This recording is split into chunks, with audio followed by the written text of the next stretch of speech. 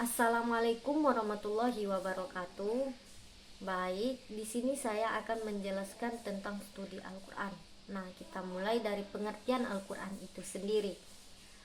Al-Quran secara bahasa berarti bacaan atau dibaca, sedangkan menurut istilah adalah firman-firman Allah yang diturunkan kepada Nabi Muhammad SAW melalui perantara malaikat Jibril, yang mana tujuannya untuk petunjuk hidup bagi umat Islam.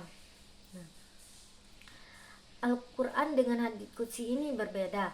Di mana sih tempat perbedaannya? Yang pertama itu dari segi isi kandungan dan redaksi. Nah, isi kandungan dan redaksi Al-Quran ini bersumber dari Allah, sedangkan hadits qudsi isi kandungannya dari Allah dan redaksinya dari Nabi. Yang kedua itu dari sisi lafal dan maknanya. Nah, yang mana lafal dan makna Al-Quran ini bersumber dari Allah, dan sedangkan hadits qudsi lafalnya dari Nabi dan maknanya dari Allah Subhanahu wa taala. Nah, kita masuki tentang nuzul Al-Quran. Nuzul Al-Quran merupakan peristiwa turunnya kitab suci Al-Quran kepada Nabi Muhammad SAW, yang mana memakan waktu selama 22 tahun, 2 bulan, 22 hari, atau dikatakan lebih kurang selama 23 tahun. Nah, apa saja tahap-tahap Al-Quran yang itu? Yang pertama itu Al-Quran ini disampaikan oleh Allah kepada Lauhul Mahfuz. Yang kedua itu Al-Quran ini diturunkan dari Lauhul Mahfuz ke Baitul Izzah. Yang ketiga itu Al-Quran ini diturunkan dari Baitul Izzah barulah sampai kepada Nabi Muhammad SAW. Nah, selanjutnya itu tentang surat dan ayat Al-Quran. Nah, surat secara bahasa berarti tempat atau kedudukan, sedangkan secara istilah adalah sekumpulan ayat-ayat yang berdiri sendiri sehingga membentuk surat. Nah, yang mana memiliki permulaan dan akhiran. Nah, sedangkan ayat ini adalah kalimat-kalimat yang di dalam surat Al-Quran. Nah, surat Al-Quran ini dibedakan menjadi dua. Yang pertama itu surat Makkiyah dan yang kedua Madaniyah. Nah, apa surat Makkiyah itu? Surat Makkiyah itu adalah surat yang turun di kota Mekah, yang mana ciri khasnya itu suratnya pendek-pendek. Yang kedua itu surat Madaniyah, yang mana surat Madaniyah ini turun di kota Mekah, yang mana ciri khasnya suratnya panjang-panjang. Nah, kita masuki tentang wahyu. Wahyu secara bahasa itu isyarat yang cepat atau penyampaian perintah. Nah, sedangkan menurut istilah adalah kalam Allah yang diturunkan kepada Nabi Muhammad SAW, yang mana penyampaian ini dilakukan dengan cara mengutus rasul atau nabi, yang mana sumber wahyu ini adalah Al-Quran.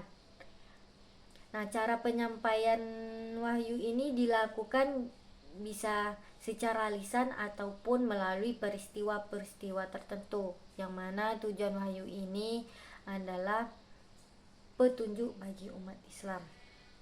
Nah, yang selanjutnya itu isi pokok Al-Quran. Isi pokok Al-Quran ini ada 7. Yang pertama itu akhlak. Akhlak adalah perilaku yang melekat pada diri seseorang, baik itu sikap baik maupun buruknya. Yang kedua itu adalah akidah. Akidah adalah meyakini apa yang disampaikan Allah di dalam Al-Quran dan apa yang disampaikan oleh Nabi di dalam Sunnah. Yang ketiga itu tentang ibadah. Ibadah adalah perbuatan yang mana tujuannya untuk mendekatkan diri kepada Allah Subhanahu wa taala. Yang keempat itu wa'ad dan wa'id. Wa'ad adalah janji berupa harapan yang diberikan oleh Allah kepada orang-orang yang soleh dan beriman. Nah, sedangkan wa'id ini adalah kebalikan dari wa'ad, yang mana pengertiannya adalah janji yang berbentuk ancaman yang diberikan oleh Allah kepada orang-orang yang ingkar. Nah, yang kelima itu hukum adalah aturan dasar yang mengatur hidup manusia atau umat Islam. Nah, yang keenam itu kisah. Kisah ini adalah peristiwa atau cerita terdahulu yang telah berlalu. Nah, yang ketujuh atau yang terakhir itu adalah ilmu teknologi, ilmu pengetahuan dan teknologi. Kita masuki tentang mukjizat Al-Quran. Nah, mukjizat Al-Quran adalah kejadian atau peristiwa yang luar biasa pada Al-Quran yang mana terjadi melalui Nabi Muhammad SAW. Nah, unsur mukjizat ini ada beberapa. Yang pertama itu adalah kejadian luar biasa. Yang kedua itu yang mana terjadi kepada seseorang yang mengaku dirinya sebagai nabi. Yang selanjutnya ini, mukjizat ini adalah penuh dengan tantangan. Kita masuki tentang nasi dan masuk. Nah, nasi ini adalah ayat yang menghapus, mengganti atau mengubah hukum yang telah ditetapkan sebelumnya. Sedangkan masuk ini adalah ayat yang diganti atau yang diubah tersebut. Nah, contoh kasus nasi dan masuk ini adalah kasus idah bagi seorang wanita janda. Nah, di dalam Al-Quran telah dijelaskan masa idah itu ditetapkan selama 1 tahun, yang mana telah ditetapkan pada surat Al-Baqarah ayat 240. Namun diganti menjadi selama 4 bulan 10 hari, yang mana tertuang dalam surat Al-Baqarah ayat 234. Nah, kita masuki tentang muhkam dan mutasabih. Muhkam ini sesuatu yang dikokohkan, berarti mengokohkan perkataan dengan memisahkan berita yang benar dari yang salah dan yang urusan yang lurus dari yang sesat. Sedangkan mutasabih ini maksudnya adalah Al-Quran itu sebagian kandungannya serupa dari bagian yang lain yang ada di dalamnya, yang mana baik itu dalam kesempurnaan maupun keindahannya, dan sebagiannya membenarkan sebagian serta sesuai pula maknanya. Kita masuki tentang muhkam dan mutasabih. Nah, muhkam ini adalah sesuatu yang dikokohkan. Maksudnya adalah mengokohkan perkataan dengan memisahkan berita yang benar dari yang salah dan urusan yang lurus dari yang sesat. Nah, sedangkan mutasabih ini adalah Al-Quran itu sebagian kandungannya serupa dengan yang lain, yang mana baik dalam keindahan maupun kesempurnaannya, dan membenarkan sebagian dari yang lain sehingga serupa pula dengan maknanya. Nah, selanjutnya itu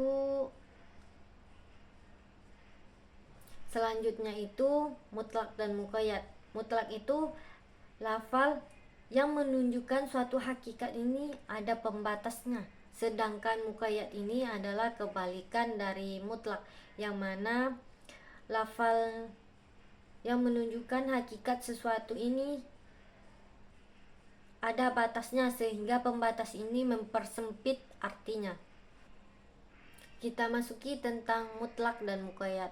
Mutlak ini adalah lafal yang menunjukkan sesuatu hakikat itu ada pembatasnya.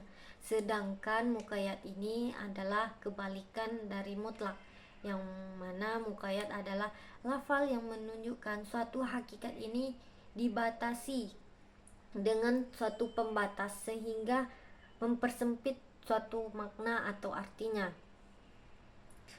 Nah, kita masuki tentang mantuk dan mahfuz. Mantuk ini adalah mengambil pengertian dari lafaz yang diucapkan. kita masuki tentang mantuk dan mafhum. Nah, mantuk ini mengambil pengertian dari lafal yang diucapkan, sedangkan mafhum ini adalah makna yang ditunjukkan oleh lafal yang tidak disebutkan oleh lafal tersebut. Nah, kita masuki tentang ilmu munasabah. Ilmu munasabah ini adalah ilmu yang mengungkapkan tentang keterkaitan antara satu ayat atau surat dengan ayat atau surat yang lain, baik itu sebelum atau sesudah ayat atau surat tersebut. Kita masuki tentang qiraat Al-Quran. Nah, qiraat Al-Quran adalah salah satu cara bagaimana mengucapkan Al-Quran yang selaras dengan kaidah bahasa Arab dan sanadnya mutawatir sehingga cocok dengan salah satu mushaf Utsman. Nah, qiraat ini terbagi menjadi beberapa. Yang pertama itu qiraat mutawatir, yang mana diriwayatkan oleh banyak perawi sehingga tidak akan terjadi kesepakatan di antara mereka untuk terjadinya suatu kebohongan. Nah, yang kedua itu ada qiraat ahad, ketiga mansur, keempat maudhu, dan masih banyak lagi qiraat lainnya. Nah, selanjutnya itu tentang terjemahan Al-Quran, yang mana mengungkapkan isi kandungan Al-Quran atau makna Al-Quran yang menggunakan bahasa lain sehingga umat Islam ini memudahkan untuk memahaminya. Kita masuki tentang tafsir dan takwil. Tafsir ini adalah ilmu yang mencari bagaimana cara memahami baik kata Al-Quran itu, makna Al-Quran, beserta aturan yang terdiri atas makna yang mengambil dari ketentuan yang bersumber dari Al-Quran. Nah, takwil ini adalah kegiatan mentafsirkan suatu pernyataan sesuai dengan makna yang sebenarnya. Cukup sekian dari saya. Assalamualaikum warahmatullahi wabarakatuh.